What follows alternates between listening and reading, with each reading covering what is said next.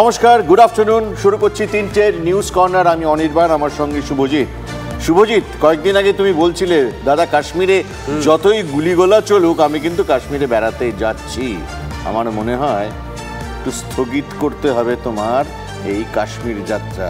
কাশ্মীর ফুটছে কলকাতার থেকেও বেশি গরম। ঠিক 4 ডিগ্রি 5 ডিগ্রি গরম বেশি ওখানে, আমি দেখছিলাম তথ্যগুলো। এবং বিশ্বাস করুন, আমরা পশ্চিমবঙ্গের বাংলার চাষিরা বলতেন আল্লাহ মেঘ দে পানি দে যখন বৃষ্টি হতো না। বাংলা চাষিদের সুর যেন এখন, সেই গানের সুর যেন এখন কাশ্মীরে বাজছে। তীব্র গরমে ফুটছে ভূস্বর্গ। হ্যাঁ, ঠিক শুনেছেন। সারা ভারতের মানুষ যখন যেখানে যান শীতের পরশ খুঁজতে, সেই কাশ্মীরে এখন রেকর্ড গরম। তাপমাত্রার পারদ কত ছুঁয়েছে জানেন? 36 ডিগ্রি ছাড়িয়ে গেছে। পরিস্থিতি এতটাই ভয়াবহ হয়, তড়িঘড়ি সমস্ত স্কুল, বাচ্চাদের স্কুল বন্ধের নোটিশ দিয়েছে প্রশাসন। সোম আর মঙ্গল আপাতত 2 দিন স্কুলে 5ম শ্রেণী পর্যন্ত ছাত্রদের আসতে না করে দেওয়া হয়েছে। ভয়ঙ্কর অবস্থা। কাশ্মীর প্রশাসন একটা নির্দেশিকা জারি করেছে। যে নির্দেশিকা জারি করেছে তাতে বলা হয়েছে তীব্র গরমের কারণে 29 এবং 30শে জুলাই কাশ্মীরে ক্লাস 5 পর্যন্ত সমস্ত ক্লাস বন্ধ থাকবে। সরকারি এবং বেসরকারি স্কুল দুক্ষেত্রে এই নির্দেশ কার্যকর করা হবে। গত কয়েকদিন ধরে কাশ্মীরে 33 ডিগ্রি সেলসিয়াসের বেশি তাপমাত্রা থাকছে, বুঝতে পারছেন? গতকাল তা 36 ডিগ্রি ছাড়িয়ে যায়। চলতি মরশুমে সর্বোচ্চ। কাশ্মীরে জুলাই মাসে এত তাপমাত্রা সাধারণত দেখা যায় না। শেষবার জুলাইয়ে কাশ্মীরের তাপমাত্রা 36 ডিগ্রি ছাড়িয়েছিল 1999 সালে। গতকাল গরমে 25 বছরের নজির ভাঙল ভূস্বর্গ। শুভজিৎ, তুমি কারোর সঙ্গে কথা বলে? কাশ্মীরে তো আমাদের রিপোর্টার দাঁড়িয়ে আছে। অঙ্কিতের সঙ্গে আমরা যোগাযোগ করার চেষ্টা করব। একটা ওর সঙ্গে টেকনিক্যাল সমস্যা হচ্ছে, ওর সঙ্গে অঙ্কিতকে কি পাওয়া যাবে? পিসিআরে যদি পাওয়া যায় তাহলে আমরা এক্ষুনি অঙ্কিতের সঙ্গে কথা নইলে। এবারে একটা কথা বলি, দেখুন এবার কলকাতা থেকে কাশ্মীরও কিন্তু গরম। গতকালের হিসেব কি বলছে জানেন? বলছে গতকালের তাপমাত্রা 32.7 ডিগ্রি সেলসিয়াস। সেখানে শ্রীনগর কততে পৌঁছেছে? 38.2 ডিগ্রি। এমনকি গুলমার্গ, সারা বিশ্বের কাছে বরফ স্কির জন্য স্বর্গরাজ্য, সেখানেও তাপমাত্রা 25 ডিগ্রি ছাড়িয়ে গিয়েছে। আমরা বরং অঙ্কিতের সঙ্গে একবার কথা বলিনি। সরাসরি অঙ্কিত রয়েছে কাশ্মীর থেকে, আমাদের সহকর্মী। अंकित जी, अभी वहाँ का हाल क्या है, अपडेट क्या है अभी?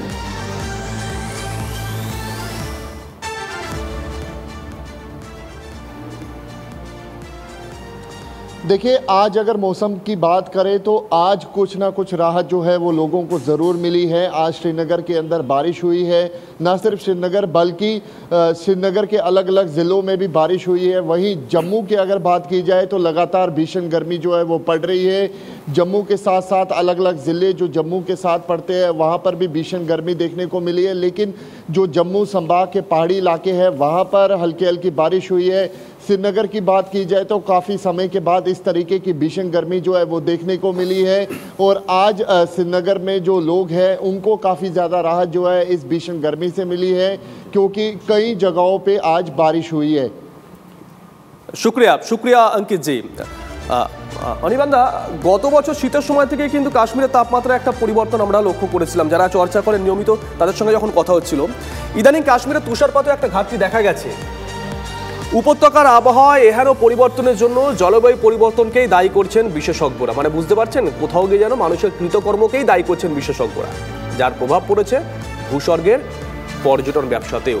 এবং গোটা গ্রীষ্ম জুড়েই কলকাতা, দিল্লি সহ গোটা উত্তর ভারতে দাপট দেখিয়েছে গরম। গরমের হাত থেকে বাঁচতে এ সময় অনেকেই ছুটে গিয়েছিলেন ভূস্বর্গে।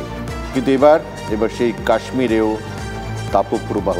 আচ্ছা শুভজিৎ, আমরা জানি না পিসিআর কানেক্ট করতে পারবে কিনা আমাদের প্রসেনজিৎ চট্টোপাধ্যায়।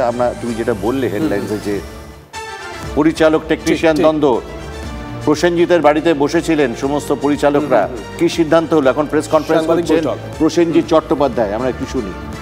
আমরা চাই টেকনিশিয়ানদের যেন একদিনও কাজের ক্ষতি না হয়, কারণ কারা দিন আনে দিন খায়।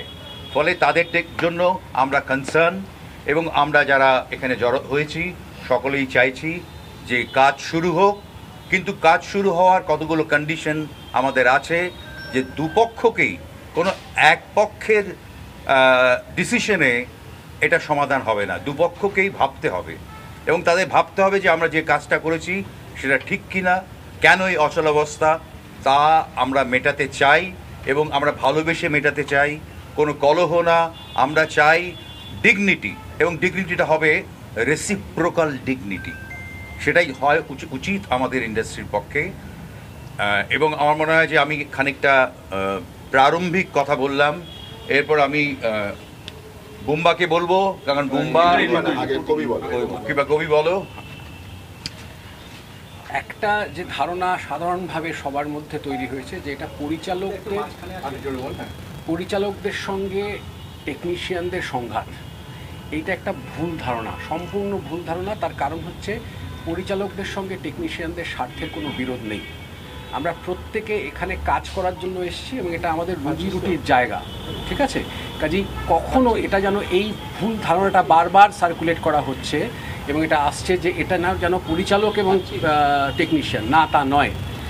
আমাদের মূল বক্তব্য হচ্ছে যে এটা এই রাহুলের ঘটনা কেন্দ্র করে হয়তো এই ঘটনাটা তৈরি হয়েছে, এই ঘটনা আপনারা জানেন, কিন্তু এর একটা বিশাল ইতিহাস আছে। প্রত্যেকটা পরিচালক, প্রত্যেকটা প্রযোজক, অভিনেতা অভিনেত্রী নানা ধরনের অভিজ্ঞতার সম্মুখীন হয়েছেন, যে অভিজ্ঞতা একটা দিকেই নির্দেশ করে যে এমন সমস্ত নিয়মের বেড়াজালে বাংলা ইন্ডাস্ট্রি ধীরে ধীরে ধীরে ধীরে ঘিরে ফেলা হচ্ছে, যে কাজ করার জায়গা ক্রমশ সংকুচিত হচ্ছে এবং অপমানজনক হয়ে যাচ্ছে আমাদের সবার জন্য। এটা শুধু পরিচালকের জন্য নয়, এটা প্রত্যেকের জন্য এই পরিসর ছোট হচ্ছে। এই পরিসর ছোট হওয়া শুধু সম্মানের ব্যাপার নয়, এই পরিসর যদি ছোট হয় তাহলে কাজ কমে যায় এবং কাজ কমে গেছে। আপনারা যদি তালিকা দেখেন, গত 10 বছর, গত 5 বছর ধরে হুহু করে টালিগঞ্জে ইনভেস্টমেন্ট কমে গেছে। কমে যাওয়ার বড় কারণ হচ্ছে যে এমন সমস্ত নিয়ম পরপর দিনের পর দিন চালু হয়েছে, যেগুলো মেনে কোনোভাবে ছবি বানানো বা ওটিটি করা বা সিরিয়াল করা খুব ক্রমশ ডিফিকাল্ট হয়ে যাচ্ছে। রাহুলের ঘটনাকে কেন্দ্র করে আমরা একত্র হয়েছি, এটা একদম ঠিক কথা, কিন্তু আমাদের লড়াই কিন্তু কলাকুশলীদের বিরুদ্ধে নয়। তাদের স্বার্থ আমাদের স্বার্থ এক। আমরা চাই যে নিয়মগুলো তৈরি করার যে প্রক্রিয়া, সেই প্রক্রিয়াগুলো নতুনভাবে অ্যাড্রেসড হোক। তার জন্য রাজ্য সরকার হোক, যেই হোক, যারা এটাতে মধ্যস্থতা করতে পারেন, আরবিট্রেট করতে পারেন, আমরা তাদের কাছে আবেদন জানাবো। কিন্তু এই আলোচনা না করলে রাহুলের ঘটনা হয়তো টেম্পোরারি সামলে যাবে, কিন্তু আবার 1 মাস পর আরেকটা ঘটনা ঘটবে। আরেকটা জিনিস আমি একটু বলতে চাই, এই যে নিয়ম করা হয়েছে তার পাশাপাশি কিন্তু প্রযুক্তির একটা বিরাট পরিবর্তন হয়ে গেছে, ফলে নিয়মগুলো রিভিউ করা দরকার। এবং রিভিউ না করলে কিন্তু কখনোই কিন্তু আমরা এগোতে পারবো না, আমরা সেই একটা বদ্ধ জলায় আটকে থাকবো। ফলে এটা প্রত্যেকেরই ভাবা উচিত। এবং যে কথাটা সবাই বলছি আমরা, যে টেকনিশিয়ানস, একটা ডিরেক্টর, এটা হচ্ছে একটা ইউনিট, একটা অর্কেস্ট্রার মতো। পরিচালক, কন্ডাক্টর, সে আঙুলটা নাড়ে, ভায়োলিন বাজে, ফলে সবাই মিলে করতে হয়। একটা ভায়োলিন যদি বেসুরো বাজে, অর্কেস্ট্রা নষ্ট হয়ে যায়। ফলে এইভাবেই আমাদের ভাবতে হবে যে আমরা একটা অর্কেস্ট্রার মধ্যে রয়েছি।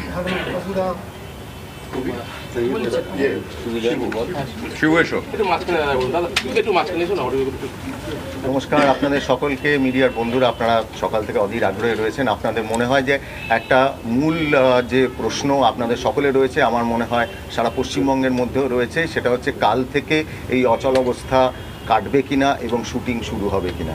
আমরা নিশ্চয়ই চাইছি যে কাল থেকে যাতে শুটিং শুরু হোক এবং কাল থেকে যাতে এই অচল অবস্থার অবসান হোক। আমরা শুনেছি যে আমাদের টেকনিশিয়ান ভাইরা তারা এক জায়গায় মিলিত হচ্ছেন এবং তারা তাদের সিদ্ধান্ত তারা তৈরি করবেন এবং জানাবেন।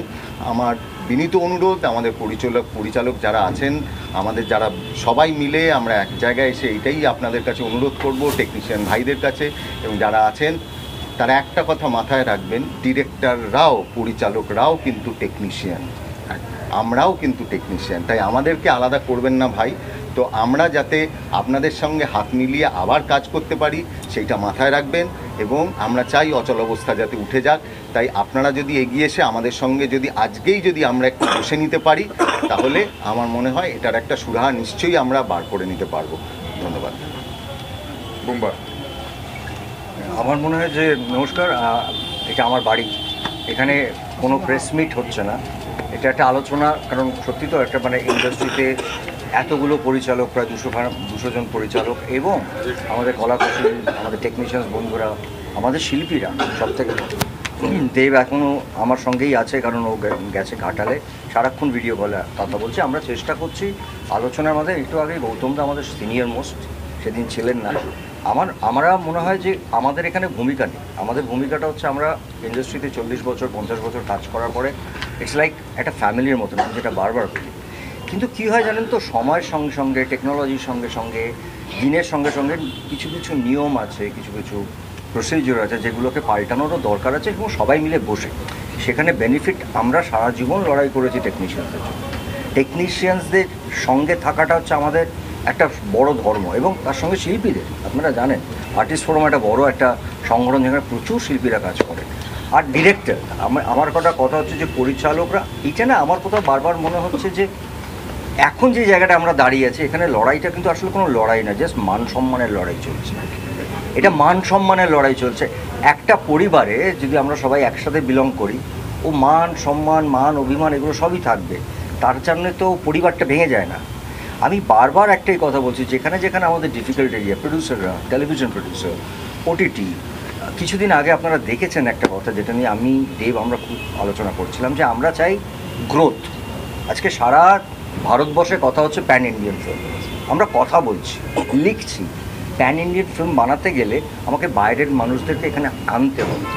কদিন আগে আপনারা জানেন যে সেটা খুব সহজে মিটে গেছেন, কারণ আমাদের সবার ভালোবাসার মানুষই বলবো, মাননীয় মুখ্যমন্ত্রী দিদিকে যাকে বলি, তিনি ইন্টারভেন করাতে, নাহলে একটা হিন্দি বড় সিরিয়াল এখানে একজন প্রযোজক কাজ করছেন, পরিচালক কাজ করছেন, এটা ভেবে আমি আমার জায়গা থেকে একটা বড় হিন্দি সিরিয়াল করব, সেটা কোনো কারণে বন্ধ হয়ে গেছিলো, হয়তো কয়েক ঘন্টার জন্য। বেশ নতুন 3-4টে সিরিয়াল, এই বন্ধ হবার প্রবণতাটা কেন হবে? আমার কথা হচ্ছে যে কাজ কখনো বন্ধ হওয়া উচিত না। আমার ছবি বলে বলছি না, আমি এখানে অভিনেতা নই। কোনো শিল্পীরা যদি আজকে সেটে যান, আলোচনা হোক কোনো একটা বিষয় নিয়ে, একটা সমস্যা হয়েছে, কাজটা চলুক। কারণ বুঝতে হবে সেই কাজটার মানে পেছনে একজন প্রযোজক শুধু নেই, প্রচুর মাথা কাজ করে একটা ছবি শুরু করার আগে। অভিনেতা, অভিনেত্রী, তার অ্যাসিস্ট্যান্টরা, ডিরেক্টর অ্যাসিস্ট্যান্ট, ক্যামেরাম্যান, এরা 1.5 মাস 2 মাস ধরে রেকি করে একটা ছবি বানানোর আগে। তাদের সব পরিশ্রমটা বন্ধ হয়ে গেল, এবং আলটিমেট বানাচ্ছি কাদের জন্য? দর্শকদেরকে কিছু একটা ভালো কিছু উপহার দেওয়ার জন্য। সেটা সিনেমাও এক, ওটিটিও এক, টেলিভিশন সিরিয়ালও এক। কিন্তু এই পরিশ্রমটা আমরা করি কেন? দর্শকরা যাতে ফাইনালি বলেন বাহ।